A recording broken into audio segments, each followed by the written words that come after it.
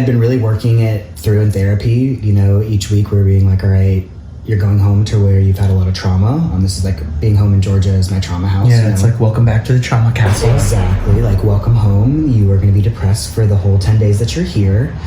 So I've been really working on...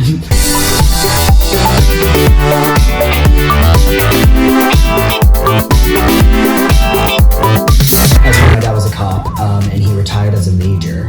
So he's retired now, and he spent a lot of his time in homicide, but he was always on the TV, you know, talking about these stories about these people being killed, whatever. But he's conservative, and he voted for Donald Trump. So you know, some of the things we say and do don't align. Right.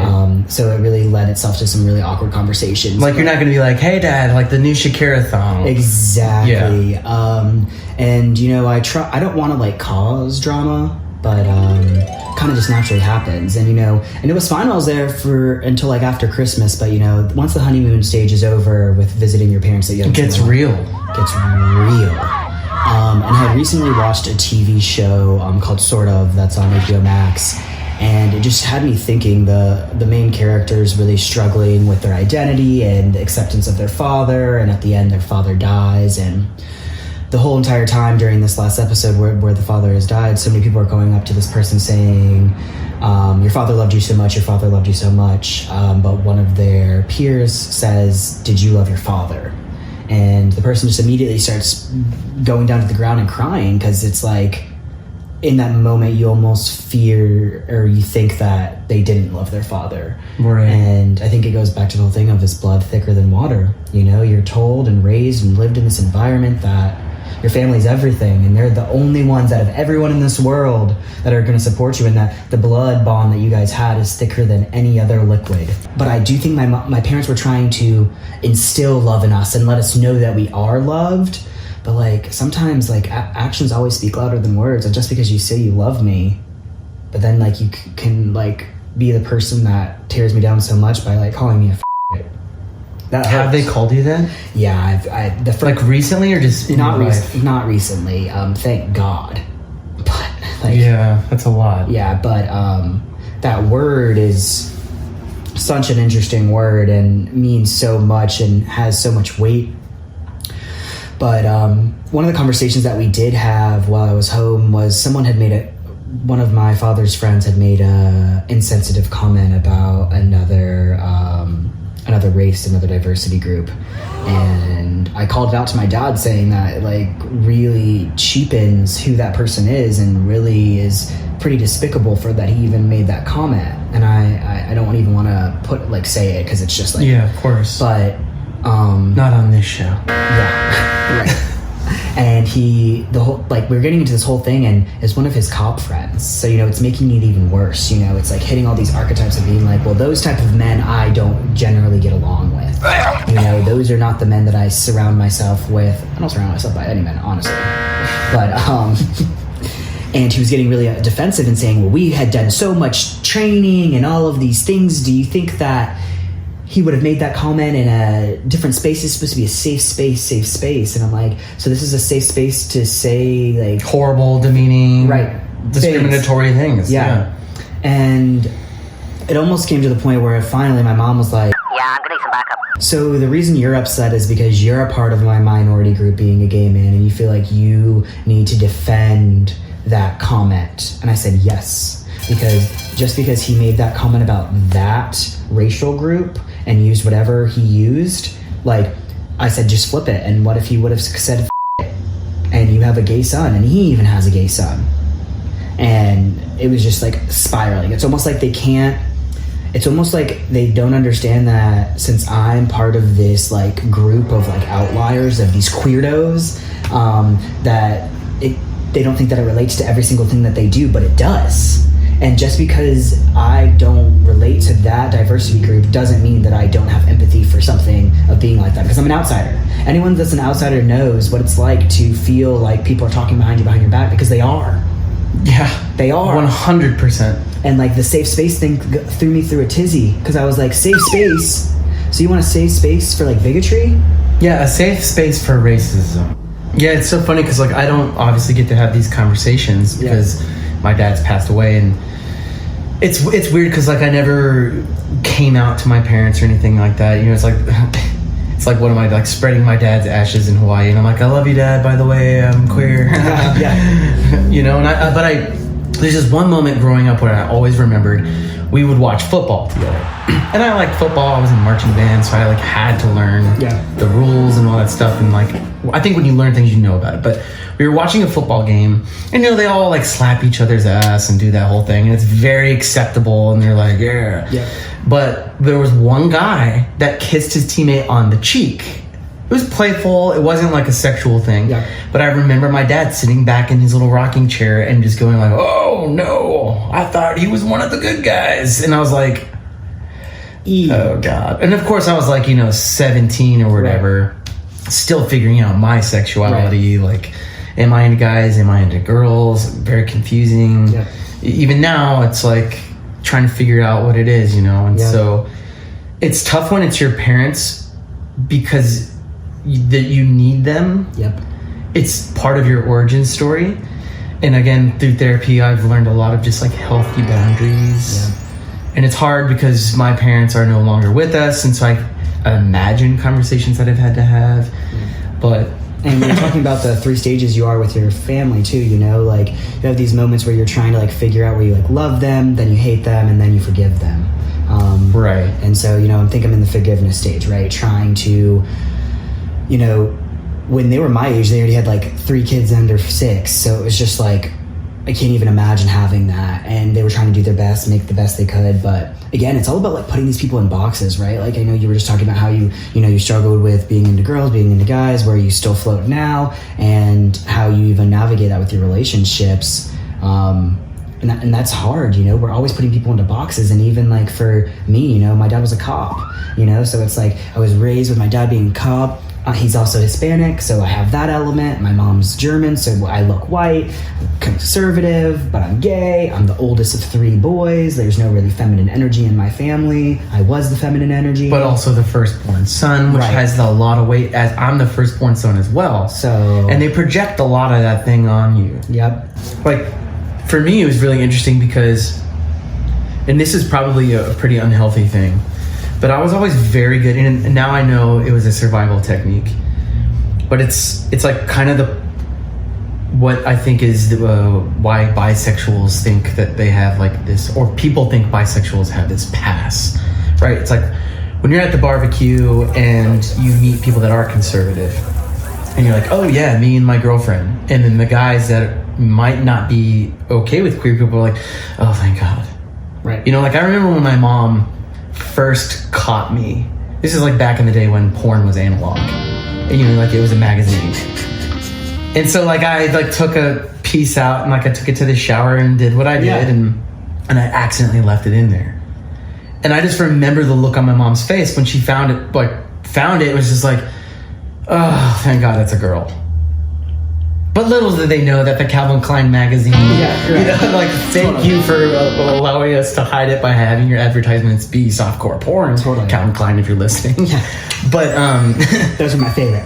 It's one of those things where it's like, I feel like I've like had this free pass to just kind of get away. Yeah. Right? Like if I'm in a certain situation, I could be straight. Or if I'm like at the club and I change like my demeanor or even the way that I speak, it's like, oh yeah. Or whatever. It's like, the chameleon of it all. It's a chameleon of it all, and it feels like it can be kind of fake, and on an empathetic level, it's just survival, I guess, trying to fit into what crowd you are. Yep. But as I've gotten older, I realize like how important it is to really just kind of stand up and be like, no, this is just who I am, and I know it doesn't fit your little mold of me or your imagination of what this looks like, but that's not how it is. Like. And that's tough. Yep. It's super tough. And I think in this community too, I mean, I know you've experienced it, and I know I've experienced my experience with you, that I don't fit into these boxes of these New York gays. I don't go to circuit parties. I'm not like this like undercover art dealer. No, I'm not like in a harness getting railed by some guy like around other people and like doing poppers and like, and there's a lot of other people like that too, where they're just like, no, I really just want to like try out this new pasta place. Yeah. And then like go home and like eat a cookie and sleep. Chill, you know, and like I don't need to go to like Fire Island, and and if anything, I've been struggling with my sobriety. I'm trying to be sober and trying to navigate the city clear-minded because, like you said, I'm a chameleon too. That's been my number one defending mechanism in every single thing that I've done, and that's why I've been successful. But it's hard when you are like sitting in your apartment by yourself and looking online. Like social is just so hard, and then it goes back to your family of being like, why do I feel like I'm never able to check this box? And it's because when I was a kid, I was always checking the wrong box. I like was this really preppy kid and like trying to be someone I was not for my parents for so long. And it wasn't until I came to New York in 2018 that I truly was like starting to try to become myself. And even then, like, it was like I'm still finding myself losing myself in toxic friendships, you know, trying to be accepted and be a part of the scene, and like being like, this is what I think my life is supposed to look like, so these are how I'm gonna get it. And I've been like, I don't want to say I'm failing because I'm not, but like haven't been. The work that I've been doing in New York has been so good for who I am as being a queer person, but actually finding me and like returning home to me has been really tough because there's so much comparison here. You know, I'm sure all metropolitan cities are like this, but I mean, I did not feel like this in New York, or in Atlanta, but here in New York, there is just so much even more that like you're just like constantly pulling and pulling and pulling and pulling until you're like, fuck it. Yeah. Until you're like, fuck it, I do not want to do this anymore. But needless to say, home was interesting. Home around the holidays is interesting. Yeah, and it also, you know, people just need to like be who they are. Yeah. And it's like, we're not all going to agree every single time, and that's just the way that it is. And coming together and having some sense of family, whether it's your family or not. You know, I don't really, I mean, I have siblings, but we're all spread out all over the place, but we don't have a home. You know, like, that's something like my best friend, his house, his childhood, the same paintings, the same decor, like all that is still there. His childhood bedroom is still there. I don't have that. Like, those houses got foreclosed a long time ago, you know? I'm dead. But it's like, I don't have that, like, so like when Christmas comes around, I don't have this like home where I'm like, here's where I was traumatized, or here's where I had this fun experience, or oh my god, that's so crazy, that thing that I don't have that. And it's like I've had to build that with chosen family or like a relationship, and now I have a dog, and that this was our first Christmas with the dog. we love you. But it was the first Christmas with the dog, and like I had my best friends over, and it was a chosen family, and it's like it really was freeing. And that's like the one thing I've had to learn, especially with my parents passing and stuff like that, is just like allowing myself to like let everything go. Let that shit go.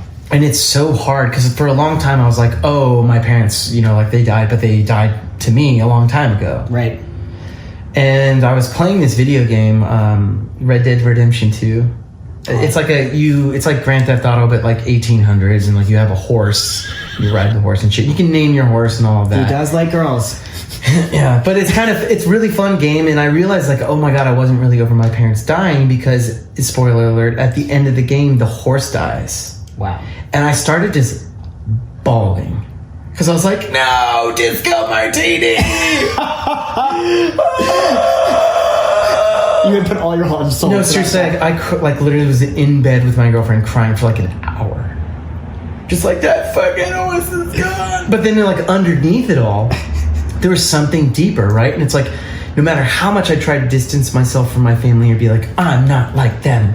No matter how much I was like, my parents died to me, there's something underneath this very dark, spiritual, light at most times connection that we have. It's an origin story. And I think as I started to realize the way I can connect with those people is just having empathy.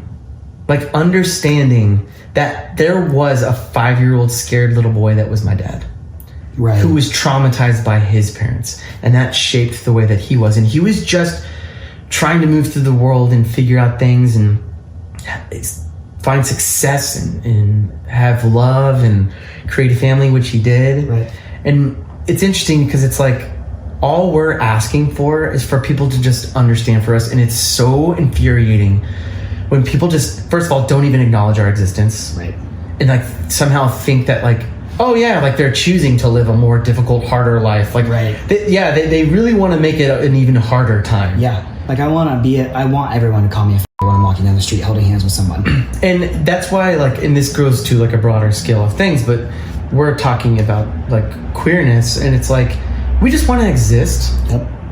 That's it, really. We're not asking for anything more than that. Yep. It's pretty simple.